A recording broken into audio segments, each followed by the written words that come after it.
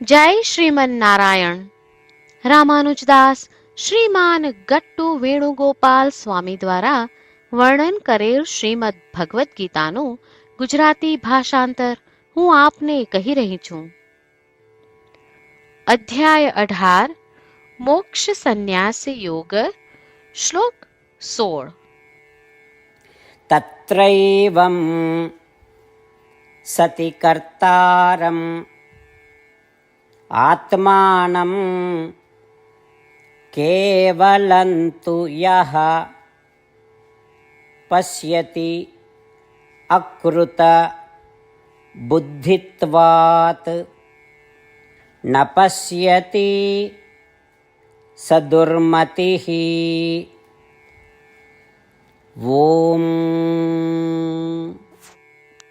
ગીતાચાર્ય શ્રી કૃષ્ણ પરમાત્મા અર્જુન સાથે આપણને બધાને મોક્ષ સંન્યાસ યોગ શીખવી રહ્યા છે. પરમાત્મા કહે છે, અર્જુન, સર્વે કર્મોનું મૂળ કારણ મેં જણાવેલ 5 પરિબળો છે. પરંતુ જે કોઈ એવું વિચારે છે કે તે સ્વયં જ કરતા છે, તો તે મૂર્ખ છે અને તેનું જ્ઞાન અવિકસિત જ્ઞાન છે. આવા સર્વે મનુષ્યો તેમની ભ્રષ્ટ બુદ્ધિને કારણે સત્યને જોઈ શકતા નથી. આ પ્રમાણે શ્રી કૃષ્ણ પરમાત્મા સ્પષ્ટ કરી રહ્યા છે કે જે કોઈ એવું વિચારે છે કે પ્રત્યેક ક્રિયાનો કર્તા તે સ્વયં છે, તે જાણી શકતો નથી કે શરીર, આત્મા, ઇન્દ્રિયો, પ્રાણવાયુ અને પરમાત્મા જ પ્રત્યેક કર્મનું કારણ છે. તે એ સત્યને જોઈ શકતો નથી. તેનું જ્ઞાન અયોગ્ય જ્ઞાન છે. તેથી આપણા સર્વે કર્મોનું મુખ્ય કારણ શ્રીમન નારાયણે જણાવેલ 5 પરિબળો છે તે સ્મરણ કરતા ચાલો આપણે પ્રત્યેક કાર્ય શ્રીમન નારાયણની સેવા સ્વરૂપે તેમને સંતુષ્ટ કરવા કરીએ. શ્રીમન નારાયણની પ્રાપ્તિને આપણા જીવનનું ધ્યેય બનાવતા અને માત્ર શ્રીમન નારાયણનું શરણ લેતા ચાલો આપણે બધા શ્રી કૃષ્ણ પરમાત્માના શબ્દોનું આ શ્લોક સ્વરૂપે પુનરાવર્તન કરીએ. તત્રૈવં સતિ કર્તારં આત્માનં કેવલંતુ યહ પશ્યતિ અકૃત બુદ્ધિત્વાત ન પશ્યતિ સદુર્મતિઃ. શ્રી કૃષ્ણ પરમાત્માએ આખી ભગવદ્ ગીતાનો સાર અધ્યાય 18ના શ્લોક 65થી 70માં 8 ઉપદેશ દ્વારા કહ્યો છે. શ્રી કૃષ્ણ કહે છે, જે મારા આ 8 ઉપદેશ અનુસરે છે તે મને પ્રિય છે. એ સર્વે ભક્તોનું હું બધી જ રીતે રક્ષણ કરીશ. શ્રી કૃષ્ણ પરમાત્મા પાસેથી આખી ભગવદ્ ગીતા સાંભળ્યા પછી અર્જુન કહે છે, કરીશ્યે વચનમ તવ. એટલે, કૃષ્ણ, હું તમારી આજ્ઞાનું પાલન કરીશ. તમે કહો છો એમ કરીશ. અને આથી જ શ્રી કૃષ્ણએ દરેક પ્રકારના યશ અને વિજય અર્જુનને આપ્યા છે. તો ચાલો આપણે પણ પરમાત્માને 8 વાતો પાળવાનું વચન આપીએ. પરમાત્માને આપેલા વચનથી મોટી કોઈ પૂજા, તપ કે યજ્ઞ નથી. 8 પ્રતિજ્ઞાઓ જે આપણે લેવી જોઈએ તે હું હવે કહું છું. આપ સૌ પણ એનો મન અને હૃદયથી વિચાર કરો. આ રીતે શ્રી કૃષ્ણને વચન આપતી વખતે આપણે સૌ શ્રી કૃષ્ણની હસતી મુખમુદ્રાનો મનમાં વિચાર કરીએ અને પરમ આનંદનો અનુભવ કરીએ. જય શ્રીમન નારાયણ. આપણા 8 વચનો આ પ્રમાણે છે. આપણું પહેલું વચન, હે શ્રીમન નારાયણ, તમારા ઉપદેશ પ્રમાણે હું હંમેશા તમારું ધ્યાન અને ચિંતન કરીશ. આપણું બીજું વચન, હે શ્રીમન નારાયણ, તમે કહ્યું છે તેમ હું સદાય તમારી ભક્ત રહીશ.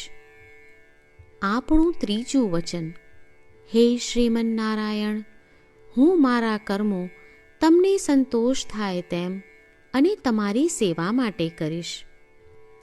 આપણું ચોથું વચન, હે શ્રીમન્નારાયણ, તમે અનુસરવા કહ્યું છે તેમ મને પૂર્ણ શ્રદ્ધા છે કે હું તમારી છું. હું સદાય મારા હાથ જોડી તમને નમસ્કાર કરીશ, તમારી ભક્તિ કરીશ. આપણું 5મું વચન. હે શ્રીમન્નારાયણ, હું તમારા શબ્દો યાદ કરું છું. મામેકમ શરણમ વ્રજ. તમે તમારી શરણમાં આવવા કહ્યું છે. શ્રીમન્નારાયણ, હું માત્ર તમારા જ શરણમાં છું. આપણું 6થું વચન. હે શ્રીમન્નારાયણ, આપે કહ્યું છે મા શુચ. તમે અમને આશ્વાસન આપી શોક ન કરવા માટે કહ્યું છે, તો હું દુઃખી નહીં થાઉં, શોક નહીં કરું. આપણું 7મું વચન. હે શ્રીમન્નારાયણ, અમારા કલ્યાણ અર્થે આપે શ્રીમદ્ ભગવદ્ ગીતા રૂપી આશીર્વાદ આપી અમારા સૌ પર કૃપા કરી છે, તો હું દરરોજ ઓછામાં ઓછો 1 શ્લોક વાંચીશ અથવા સાંભળીશ એવો સંકલ્પ લઉં છું. આપણું 8મું વચન. હે શ્રીમન્નારાયણ, હું ગીતાના દૈવી શબ્દો એ ભક્તો સુધી પહોંચાડવાનો પ્રયત્ન કરીશ જેઓ ગીતાથી અજાણ છે. હે શ્રીમન્નારાયણ, તમે કહ્યું છે તેમ કરીશ, તમે કહ્યું છે એમ વર્તીશ અને તમારા માટે જ કર્મ કરીશ. શ્રીમન્નારાયણને આપેલું વચન કે દરરોજ તમે કહ્યું છે એમ કરીશું, એ જ એક મહાન પૂજા છે. તો ચાલો આપણે સૌ દ્રઢ શ્રદ્ધા સાથે પ્રભુ પાસે એક સંકલ્પ લઈએ.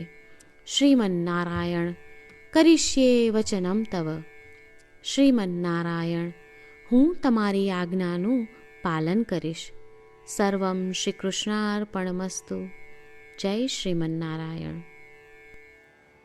તત્રૈવં સતિ કર્તારં આત્માनं કેવલં તુ યઃ પશ્યતિ અકૃત બુદ્ધિત્વાત ન પશ્યતિ સદુર્મતિઃ.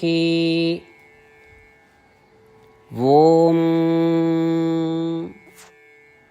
તત્રૈવં સતિ કર્તારં આત્માनं કેવલં તુ યઃ પશ્યતિ અકૃત બુદ્ધિત્વાત ન પશ્યતિ સદુર્મતિઃ.